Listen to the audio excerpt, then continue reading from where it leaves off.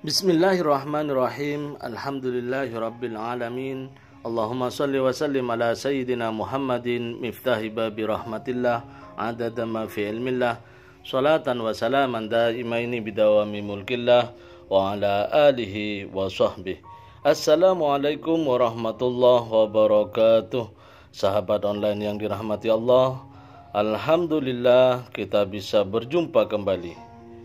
Mudah-mudahan pada kesempatan ini kita senantiasa mendapatkan taufik dan hidayah dari Allah Subhanahu wa Ta'ala. Dalam kehidupan kita, pastilah terjadi banyak masalah dan ujian. Terkadang kita merasa hidup begitu berat, bahkan seolah tak pernah terlihat jalan keluar, sehingga terasa lelah menemukan jawaban. Apa, mengapa, bagaimana semua ini bisa terjadi? Beraneka ragam perasaan dalam menjalaninya. Ada yang pasrah, ada yang berharap nanti ada jalan keluar, ada juga yang sampai putus asa.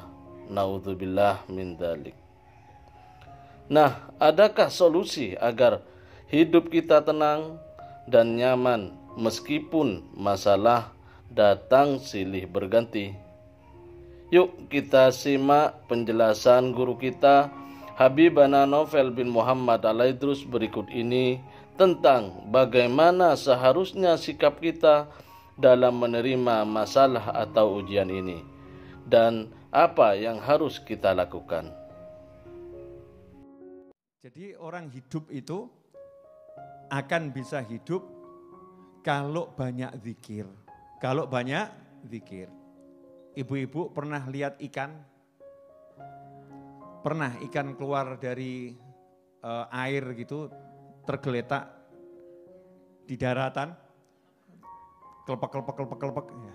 Tergelepar gitu ya. Ikannya bergerak-gerak. Terus lama-lama diem ya. Diem, terus lama-lama mati.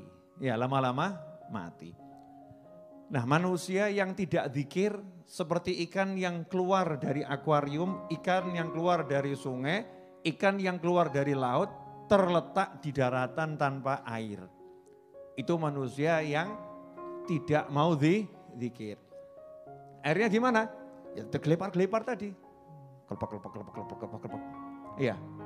Bingung hidupnya, gak akan mendapatkan kenyamanan, gak akan mendapatkan ketenangan, gak akan mendapatkan kesenangan. Sehingga hidupnya hanya fokus mikirkan dirinya sendiri. Biar aku urip. Wong urip kok mikir urip, kan bodoh. Paham ya? Tapi coba kalau ikan ada di dalam air, Masya Allah, gak mikir rambekan. Betul ya? Gak mikir rambekan, obah ngalor ngidul, ngetan ngulon, ya kan? Bagaimana dia bergerak dari utara ke selatan, dari barat ke timur, dari atas ke bawah, muter-muter, gak mikir ambekan. Kenapa gak mikir ambekan? Bagi yang belum tahu, ambekan itu bernafas. Karena mungkin ada yang dari luar negeri, ada yang dari luar pulau ya. Gak mudeng, ambekan itu apa Habib? Itu bahasa Jawa, artinya bernafas. Ikannya nggak mikir bagaimana bernafas, yang penting gerak terus. Kenapa dia bergerak terus, nyantai? Karena berada di dalam air. Lah kenapa sekarang banyak orang hidup kok tidak bisa menikmati hidup, yang dipikirkan cuman piye carane urip. Bagaimana caranya hidup, kenapa? Lah karena keluar dari air, ya kan? Akhirnya bingung, gelagepen, golek iki piye iki. Ah, ya begitulah kondisi manusia akhir zaman saat ini, banyak yang gelagepen gitu. Gelagepen, bingung bagaimana cara hidup. Kenapa? Karena enggak ingat sama yang maha hidup. Enggak ingat sama Allah Subhanahu wa Ta'ala. Coba kalau hatinya Allah, Allah, Allah. Mesti setan bisik iki. Aku ngerti. Mesti waktu saya ngomong gini setan bisik. Allah, Allah, ya Allah, Allah. Terus orang mangan ya piye bib. Mesti ngono ke setan iki. Masya Allah. Itu setan itu jangan didengarkan. Orang kalau udah hatinya Allah, Allah, Allah. Hatinya ingat sama Allah Ta'ala tenang. Bib tapi saya lapar ya poso. Gitu aja kok repot. Nabi Muhammad SAW kalau memang tidak ada yang dimakan Rasulullah berpuasa. Dan orang kalau poso itu kalau buka seneng mesti ngomong. Tidak ada yang buat berbuka alah ngapusi. Gak mungkin gak ada yang bisa berbuat buka. Banyak yang bisa digunakan untuk berbuka. Alal aqal minimal minum air. Betul ya? Indonesia turah-turah banyu. Indonesia turah-turah air. Dan sesusah-susahnya hidup di negara kita alhamdulillah tidak susah. Nah, kenapa saya ngomong seperti ini? Untuk nyadarkan diri saya sendiri. Pokoknya kalau mau senang, mau tenang, ya masuk ke dalam air kalau jadi ikan. Kalau manusia ya bergerak di daratan. Maksudnya hiduplah sebagaimana kamu harus hidup. Nah kalau jadi manusia itu hidupnya apa? Wa ma khalaqtul jinna wal insa illa liya'budun. Tidak aku ciptakan jin dan manusia kecuali untuk beribadah, ngabdi sama aku, bukan yang lain. Jangan diciptakan untuk sholat. Diciptakan untuk puasa, diciptakan untuk baca Al-Quran, diciptakan untuk zikir Allah, Allah, Allah, la ilaha illallah, Muhammadur Rasulullah, Allahumma salli ala Sayyidina Muhammadin wa ala alihi wa sahbihi wa sallim. Ya Rabbana, Ya Allah, Ya Rahman, Ya Rahim, Ya Malik, Ya Kudus. Zikir apapun itu, astagfirullah. Disuruh itu hidup. Istighfar, zikir, baca Al-Quran, sholat. Nikmatnya luar biasa. Nanti ujuk-ujuk tak jamin mati-mati. Ujuk-ujuk mati. Betul kan ya? Tahu-tahu meninggal dunia. Gak keroso.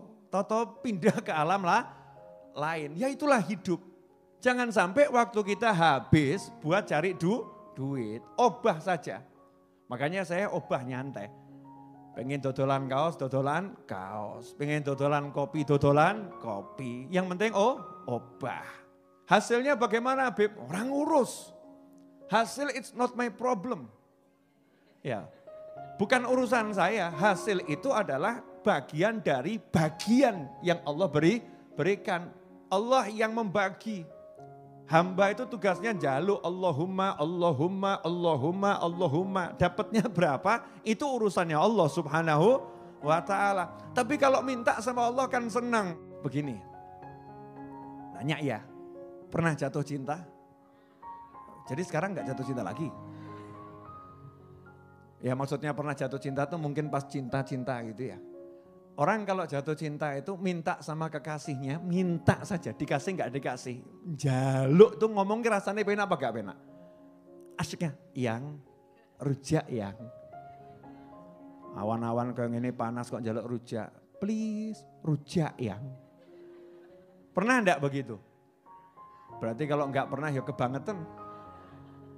Ya. Manja dalam meminta kepada kekasih itu kan nikmat. Perkara dikasih nggak dikasih, hasil nggak ngurus.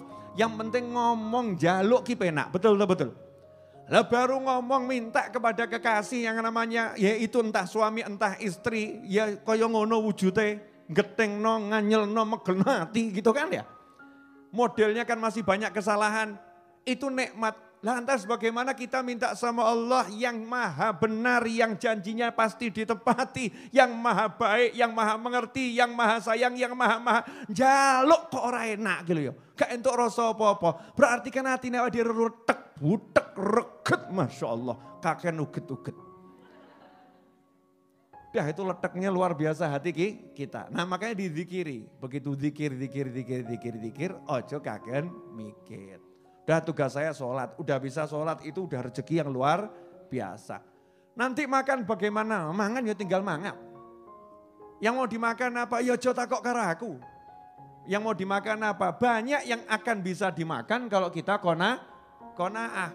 Habib tapi saya nggak bisa bayar utang, ya harus mbok bayar. Nanti saya dimarahin, ya ditompo. Namanya dimarahin ya diterima, sabaro. Tapi kan gak enak, jenenge sabar gak enak, no enak syukur. Sabar itu gak enak. Tapi kamu niat bayar hutang. Kalau belum bisa ya tinggal ngomong saya belum ada, saya belum bisa. Insya Allah saya akan berjuang terus. Gitu kan hidupnya enak. Orang mikir nyawang, piye ki bayare piye, gak iso bayar engkok piye, iso bayar piye, urip kaya ngono tok itu. Maaf ya Bu ya, saya ngomongnya begini ya. Ini belak-belakan efek baca WhatsApp ribuan itu. Isinya wong sambat tok itu. Nanti kaos saya berikutnya judulnya begini ya. Ini pelajaran dari supir truk. Cuman saya rangkum, tak rangkumur wengi-wengi ngono ki ya ora dilebokno basah meneh. Mambu ngene iki piye rugi Masya Allah. 2 hari sambatnya.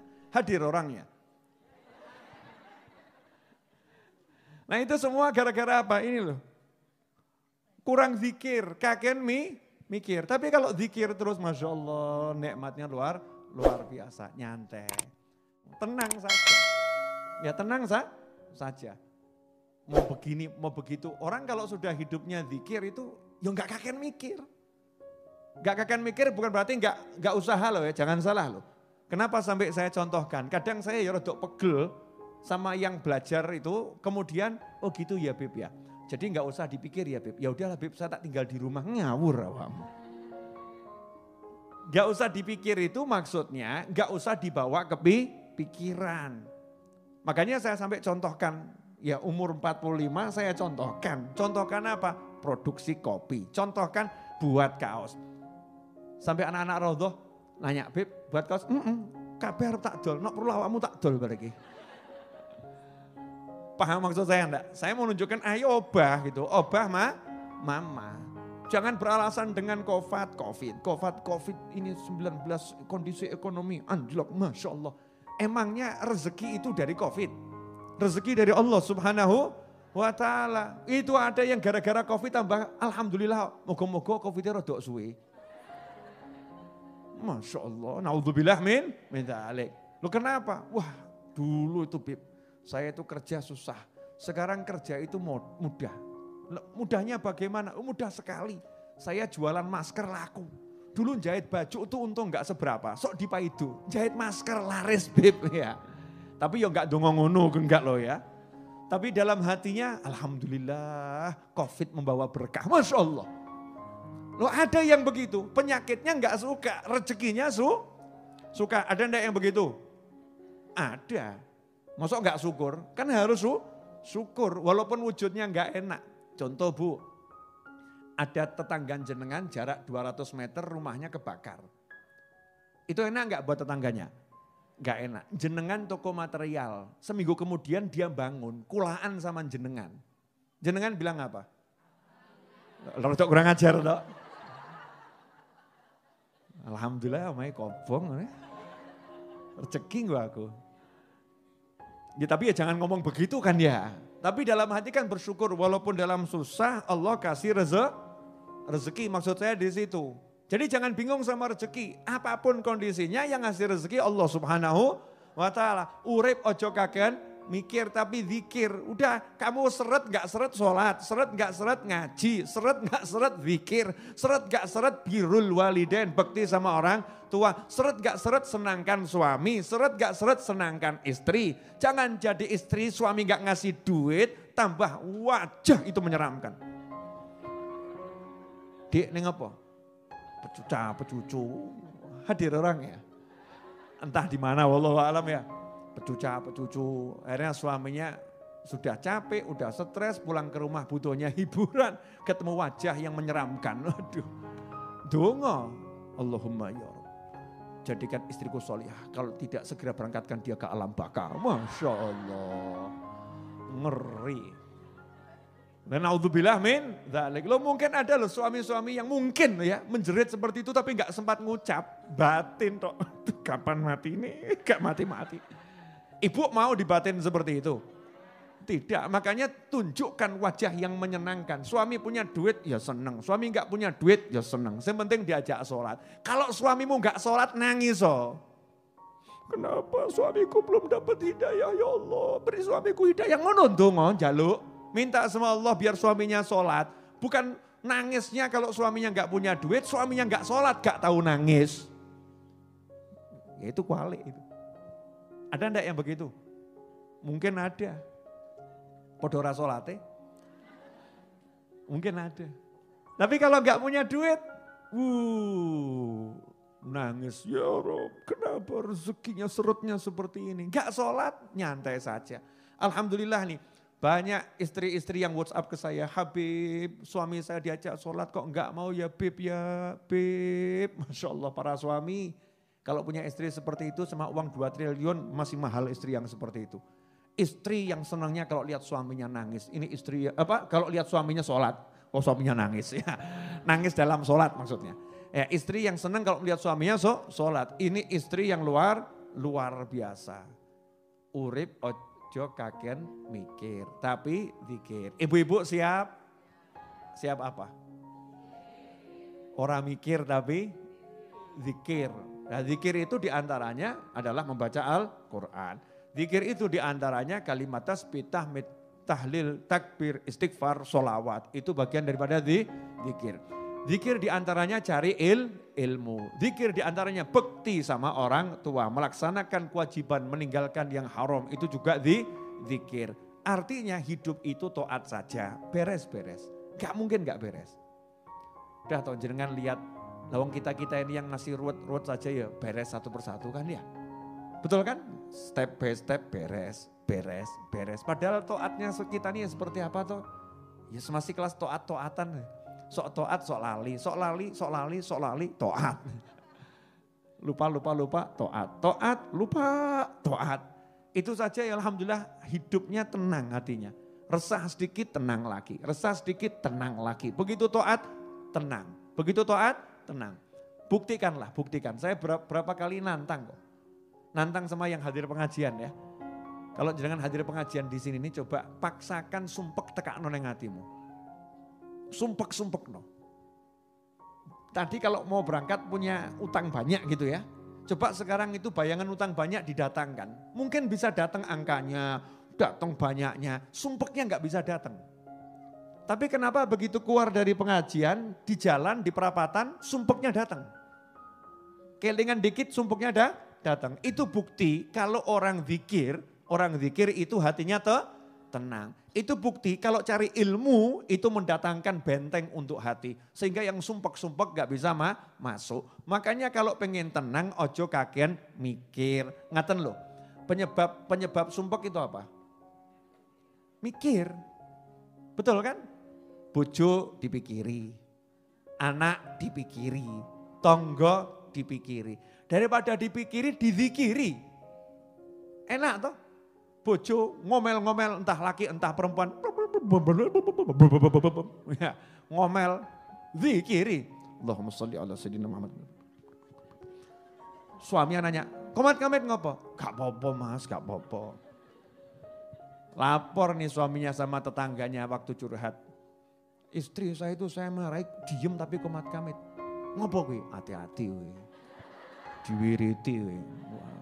Mbok medeni. Ngerti-ngerti kowe glundung setruk mbok ya. Hati-hati bojo ngono ki medeni. Ketoke meneng tapi sekti kuwi. Hati-hati masyaallah. Pulang langsung suaminya. Dik butuh apa? Itu sektinya istri yang komat kamit. Begitu juga kalau suami diem tok hati-hati mbak. Jenengan suaminya diem tok. Meneng tok. Wah ini zikir Allahumma. Nah, Allahumma ini lanjutannya kita kan gak paham ini. Doanya orang yang dizolimi itu terkabul. Suami dizolimi doa Allahumma kayak ndang mati tenan awakmu. Doanya orang dizolimi itu kok kabul. Makanya hati-hati. Wahai para suami yang terzolimi, doa yang baik-baik. Wahai para istri yang terzolimi, doa yang baik-baik. Wahai masyarakat yang terzolimi, doa yang baik-baik. Jangan doa yang buruk. Donga sing apik. Enak toh urip ya? Dungane apik-apik. Alhamdulillah kita telah menyimak penjelasan dari beliau. Semoga ilmu yang telah kita peroleh ini dari Habibana Novel bin Muhammad Al-Idrus menjadi ilmu yang bermanfaat bagi kita, keluarga dan anak cucu kita. Bertakwa, menambah ketaatan adalah solusi dari semua permasalahan dalam hidup. Wa may yattaqillah yaj'al lahu makhraja. Barang siapa yang bertakwa kepada Allah, niscaya Allah akan memberikan baginya jalan keluar. Oleh karena itu, mari kita tingkatkan ibadah kita.